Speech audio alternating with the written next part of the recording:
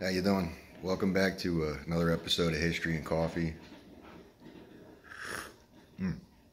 Oh, it's hot. All right. Today what I'm going to be discussing is going to be kind of like a part two to my Vietnam video. I covered pretty much the entirety of what led up to the war in that video, but I didn't really cover specifically America's involvement. So this video is going to be called Vietnam 2, American Boogaloo. And we're going to go over basically the handful or so of bruh moments that the United States had concerning Vietnam that could have prevented the war, or at least ended the war significantly earlier. And again, this is going to start a lot further back than you think, with 1945. So let's get into it.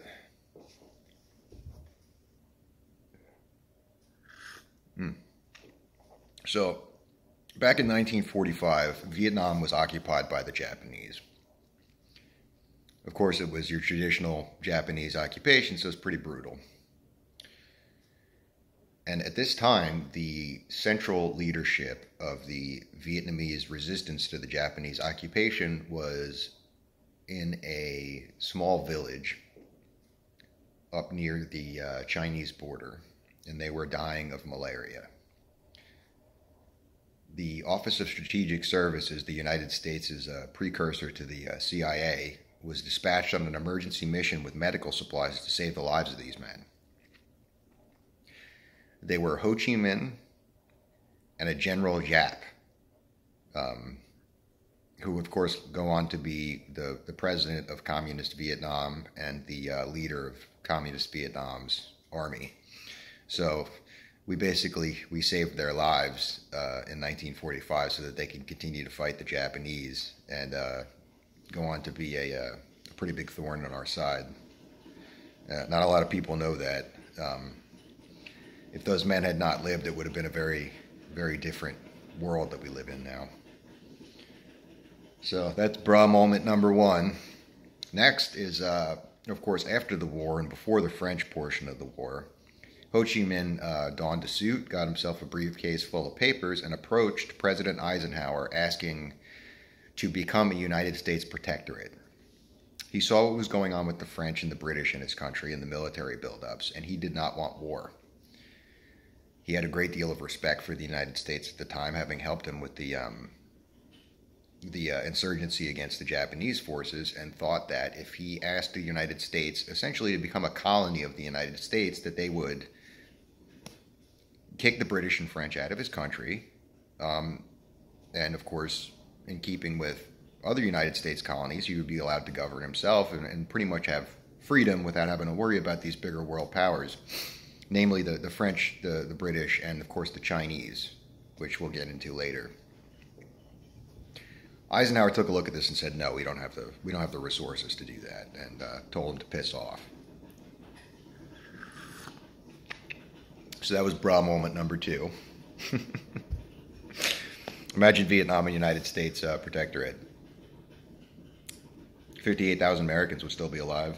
1 million Vietnamese soldiers and NLA would still be alive, NLF, and 800,000 Vietnamese civilians would still be alive. So it's interesting to consider these little things, and people make yes or no decisions, and it results in millions of deaths. So now we're going to skip over the stuff I covered in my other video. The Viet Minh had organized and just defeated the French and kicked them out of their country. And the United States, of course, is concerned that China is going to use this communist revolution as an excuse to occupy Vietnam, even though, just to recap, even though Vietnam and China don't get along. So the United States dispatches military advisors and decides it's going to prop up the South's. Now, of course, I covered the creation of the various countries and states in the South, in Indochina, in my last video. So watch that before you watch this. I'll give you some context. the United States decides it's going to back up the South Vietnamese government under a President Q, who was a Catholic aristocrat, extremely corrupt, and essentially a fascist dictator. And they do this through the military aid.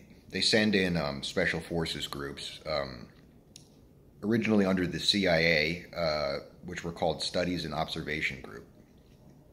These guys would go in, and their cover was that they were there to observe guerrilla warfare and report back. They were supposed to be historians and strategists and things like that, but these guys were actually Green Berets that were fighting on the ground with the South Vietnamese army and equipping them.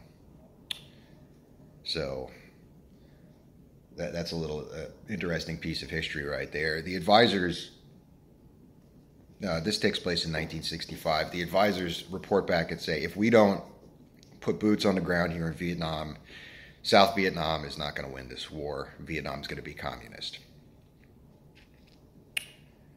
So this is now, we're past JFK. JFK was the one who authorized the advisors. And interestingly, he also advised a nuclear contingency plan if the North invaded the South, that he was going to nuke specific targets in North Vietnam. I don't know how exactly that would have prevented Chinese from getting involved in the war, but that happened. So there's a problem now. These advisors are reporting back saying, we need American soldiers to back us up. The South is not doing so hot. Legally, the United States really is not supposed to be involved in this region, and certainly not politically, especially if they're trying to not piss off the Chinese. If you recall back the Korean War, the Chinese didn't want us to get involved, and when we got too close to their border, they invaded, and there was a very bloody battle that ensued, and that hashed out the borders of modern-day North and South Korea, so we didn't want that to happen. So we needed an excuse. We deployed elements of the Navy and Coast Guard, and the cover for this was these ships were electronic warfare vessels, and their purpose was, of course, they would go into the Gulf of Tonkin, which sounds familiar, huh? And they would electronically simulate missile and air attacks. I don't know quite how they did it. They sent out signals to somebody that was in the Navy probably know more than me, but they would simulate these missile and air attacks, and then the North Vietnamese forces would go and retaliate to these non-existent strikes, and that would allow South Vietnamese commandos to raid targets along the shore of North Vietnam. There was a pretty big port there that a lot of their arms and equipment were coming in through, and so it was a good target. So, of course, North Vietnam knows what's going on. They know what these ships are, and a lot of times they would approach these ships trying to scare them off because they knew what was going on. So what you had here was a very delicate situation, and the U.S. was betting on this. They wanted one of these North Vietnamese inshore craft to engage one of their electronic warfare ships and give them the excuse to the provocation for war. Much to the begrudge of the United States, this never actually happened. There's two instances within a day of each other that is considered to be the Gulf of Tonkin incident. What happened was several North Vietnamese torpedo boats approached one of these electronic warfare ships. The electronic warfare ship fired on it and actually sunk these boats. So that is actually the first exchange of fire between the North Vietnamese and us was our doing, not theirs.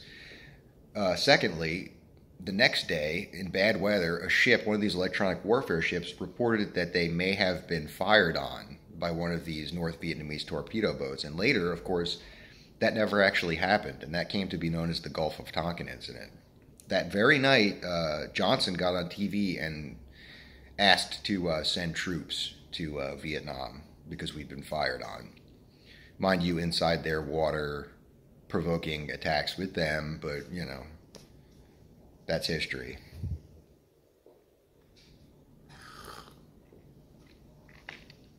we authorized the deployment of the first Marine, I can't remember, it was first Marine ME something, Marine Expeditionary something.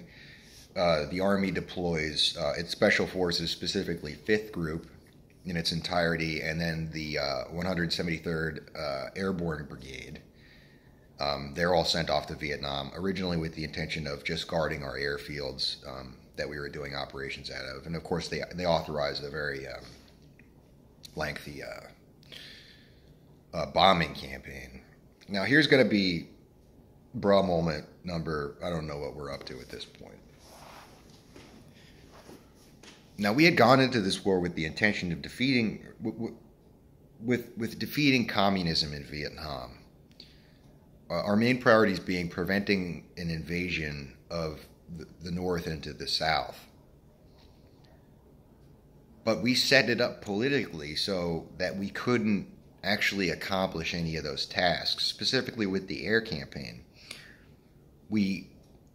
Johnson and McNamara, the Secretary of Defense at the time, came up with this plan that eliminated and created no-fly zones in the North around population centers and things like that. And of course, the North Vietnamese was wise to this and would put all of their strategically important stuff inside these population centers. So no matter how much we bombed, we never actually hit anything. Secondly, they established that Cambodia and Laos were to be neutral and we were not allowed to strike inside them. So the NVA, of course, knowing this, set up all of their strategic bases right inside the border of Laos and Cambodia, which really only required a little bribery on their part. So anything that would be essential to our mission was off limits. So we spent from around 65 until like 67 dropping bombs in random fields and rice paddies, spending money for absolutely no reason.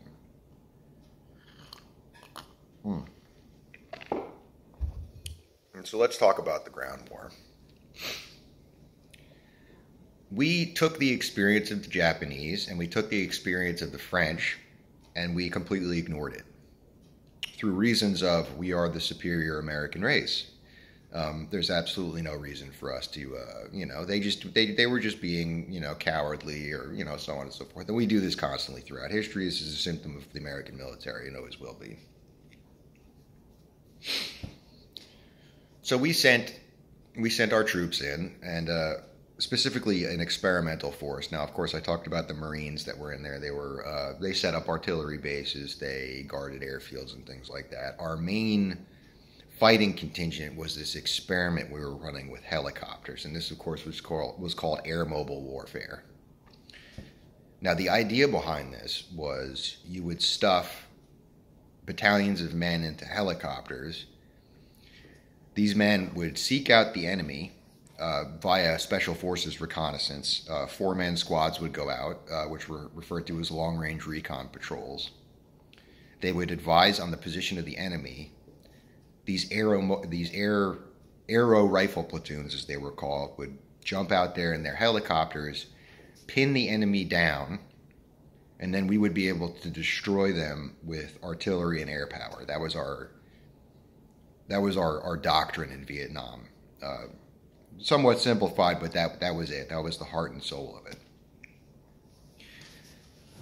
Now, this is something that would have been very successful had it been implemented on a bit of a wider scale and I think a little bit more competently. Again, this was very experimental, so we had some successes with it, but not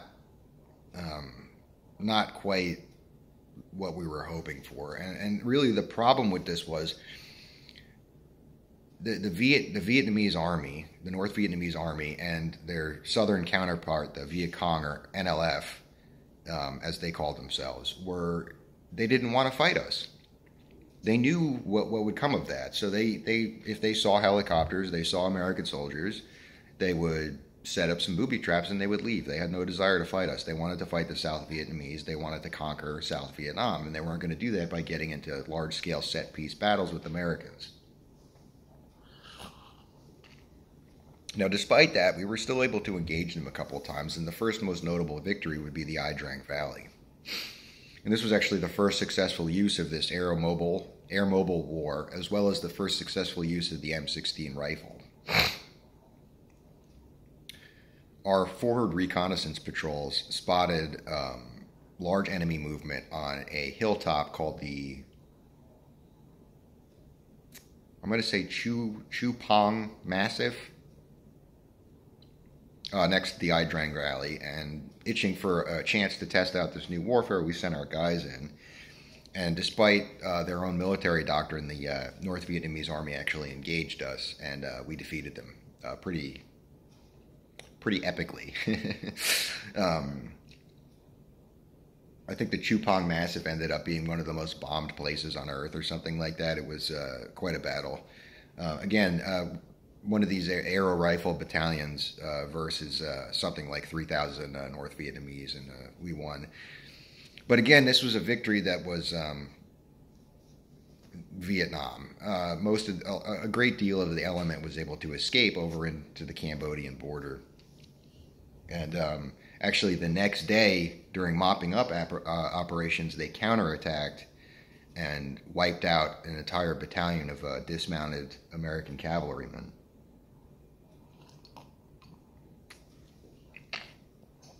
The other aspect of the war was the Iron Triangle.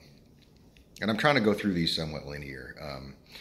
After the Ia Drang and the success of, or the reported success of it, Johnson used this as an excuse to take up Westmoreland, who was the commanding general of the army in Vietnam.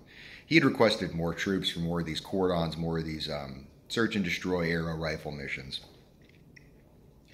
With the success of the Ia Drang, this was Johnson's excuse, and he multiplied the forces in the country. And they began sort of seeking out these problem areas of the country. Now, the NLF, specifically, not so much the NVA, were setting up these large bases right outside of major population centers and using that as a base for guerrilla raids, attacks, and things like that. And so, again, with our doctrine, we were going to go in there, provoke them into a battle, pin them down, and then destroy them with superior firepower. And specifically, the Iron Triangle, which was an area outside of Saigon, was a huge NLF base. And so as soon as we had the men, we went in there and we took it.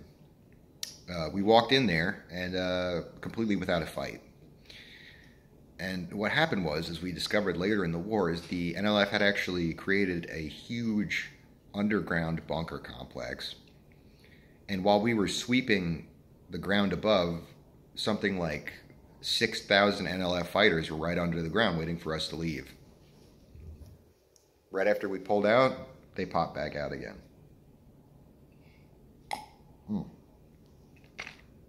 And now, that's another thing, is we knew this based off the French War. So we just refused to ignore that. It was, of course, until later in the war when we figured out these tunnel systems and how,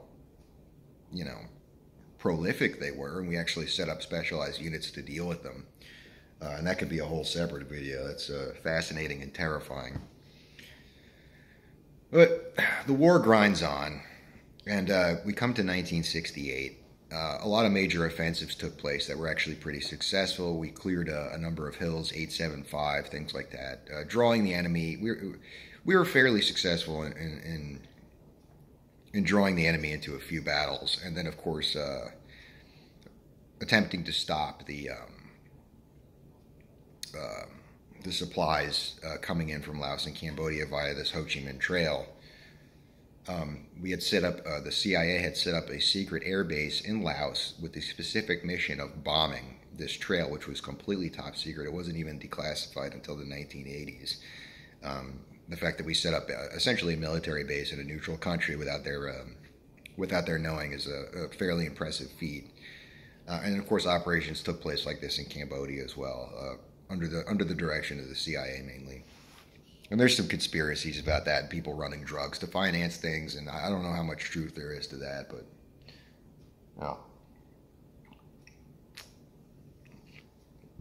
We come to 1968. And at this point, we were winning the war. We had finally sort of pulled our heads out of our asses concerning the South Vietnamese government, and had instituted a program of making up for all the things that the government didn't provide. We set up medical care and courses and things like that for village headmasters. We had began building up their infrastructure rather than just their military, and as a result, the NLF and North Vietnamese attacks were becoming less frequent. There was less American casualties. The search and destroy doctrine, which was fairly hit or miss, was slowly starting to wear down on the enemy. We were just starting to kill more people than they could replace, and this was causing the. Okay, so simultaneously, you had the United States population who was not supporting this war. At this point, was considered to be a turning point, and people were actually starting to support the war again in '68. And of course, we were winning at this point, so it was a big deal. And what happened was, and the real reason why people had lost support for the Vietnam War was, of course, the Tet Offensive. And what made Tet so unique was our government had been going on the television every night and stating that we were winning the war. So when the North Vietnamese Army and NLF stages a massive countrywide assault, the American public is shocked, and they believe that their government is lying to them. Now, of course, they had no fucking idea this was going to happen. I mean, they had some inklings. And, of course, during the Tet Offensive, Tet is the Vietnamese Lunar New Year. It's sort of like all of the big major American holidays rolled into one. It's a time where everybody goes home, puts down what they're doing, and they stop and honor their ancestors. And previously, throughout the war, this had been a time of ceasefire because everybody wants to go home and be with their family. It's a Buddhist holiday in the country. So the North Vietnamese and NLF seizing on this, knowing that a lot of the South Vietnamese soldiers would be going home and the Americans would be letting down their guard, they staged a countrywide offensive and attacked every single population center, every single military base. And this is seen as a great victory for them, which it was politically because it lost American support for the war. But the Tet Offensive itself was actually a major failure.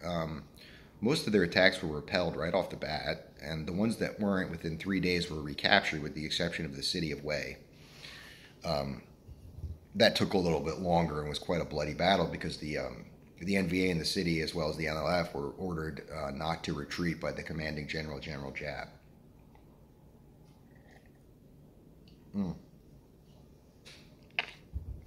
So now we're in the same boat as the French.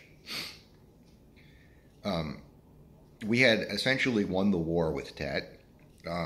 We had completely decimated the North Vietnamese army and the majority of the NLF. They did not have the ability to fight anymore after that, with the exception of staging small guerrilla campaigns. But because of this, if we had kept our momentum up, Vietnam would have been a victory for us. Or rather, a victory for the South.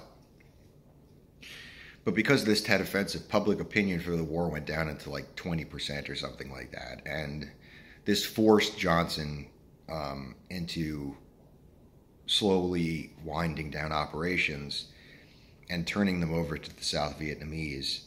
And this allowed the North Vietnamese time to rebuild their forces and the NLF to rebuild their strength and influence in the country and begin mounting a more organized counteroffensive. So that's bra moment number 56. Had we continued our momentum after Tet, the war would have been over within a year. And this brings us to our Dien Bien Phu, which I covered in my last video. Of course, that was the big French defeat. We actually, despite knowing better, put ourselves in the exact same situation, and this was shortly after the Tet Offensive, of course, known as the Siege of Khe Sanh. Khe Sanh was a fire base situated on right near the Laotian border, and it was going to be, Westmoreland had set this up as a jumping point, because after Tet, his intention was, of course, going to be to cross-border raid all of these bases in Laos and Cambodia, and now that the enemy had been completely weakened, he was going to cut the head off the snake, basically, and eliminate all these bases along the Ho Chi Minh Trail. That would have been it. And of course, Johnson put the kibosh on that, so that didn't happen. But we had this Khe Sanh base set up, and it became one of the major set-piece battles of the Vietnam War. The remaining elements of the NLF and NVA decided that they were going to make this Dien Bien Phu, and laid siege to the base. Unlike the French, however, we were able to, with the fortune of really good weather, keep the base supplied and eventually break the siege. And again, this having been this was strategically important, having been slated to be the jumping off point for a cross-border invasion. And after all the lives lost at Khe Sanh, when Johnson put the kibosh on the cross-border raid, we just abandoned it and walked away.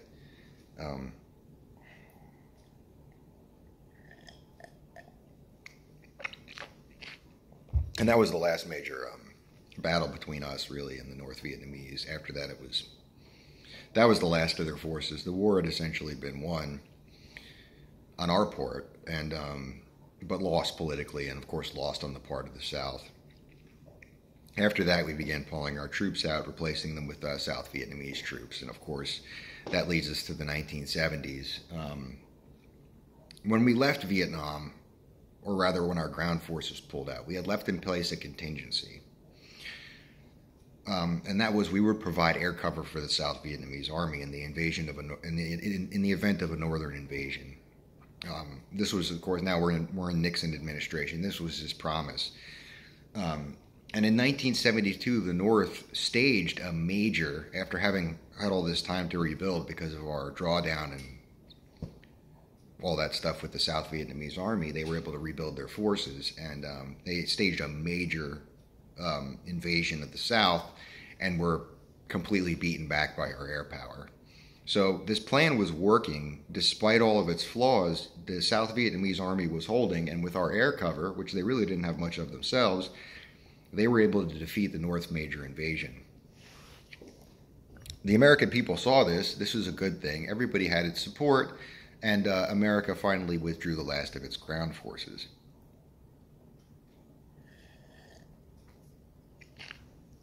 So how did North Vietnam win the war? Well,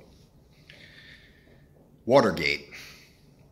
Of course, Richard Nixon was caught breaking into the Watergate office and looking at political rivals' various files and things like that, disgraced his presidency and caused him to have to resign.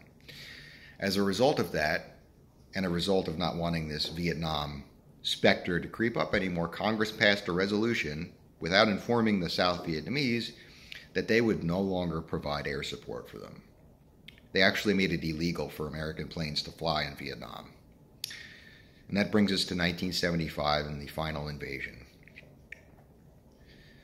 The North Vietnamese had planned for this since 1972.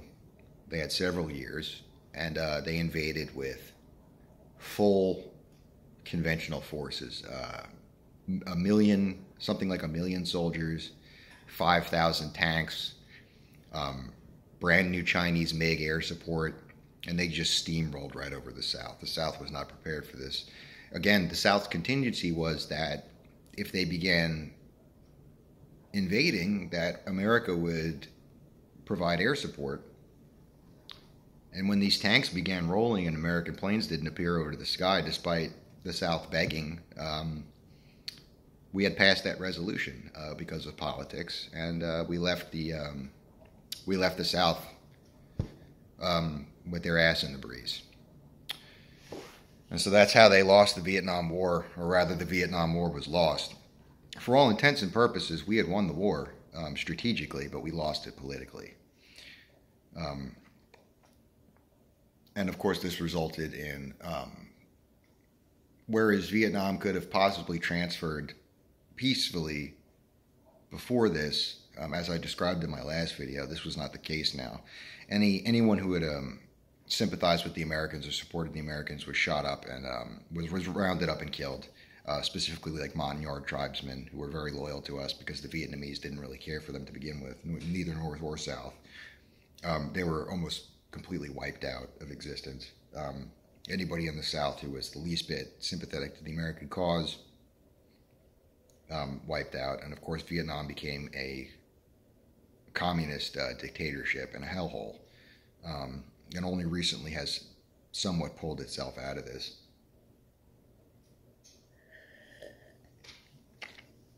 And then, of course, it's interesting to note that the justification of this war was China. And I remember I stated in my previous video that China and Vietnam did not get along. And despite China having supplied Vietnam during the war with America, shortly after our part in the war was over, the Vietnamese went to war with China. The Vietnamese did not want Chinese influence in their country. China approached them saying, hey, we supported the war. We want a direct influence in your politics and your economy. Vietnam said no, and that resulted in a war, a very similar war to the kind of war we had with them, with China. And so what was the Vietnam War? I'm going to leave that up to you. I mean, was it a victory? Was it a defeat? Was it a failure of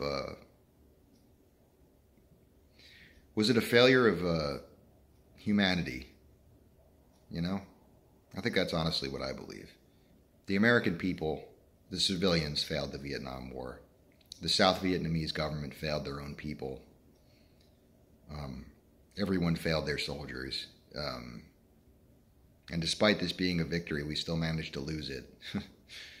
So it's certainly food for thought. And again, you know, I encourage you to look into this stuff yourself because there's a lot there. And, you know, despite, again, like I talked about in my Grenada video, despite the United States government being 100%, everything was working against these soldiers on the ground, and they still managed to triumph.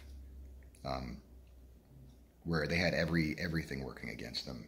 Even their own population back home was working against them, and they still managed to defeat the enemy wherever engaged. So a big thank you to any Vietnam veterans, and let's use this as a lesson to not repeat these same mistakes. Thank you.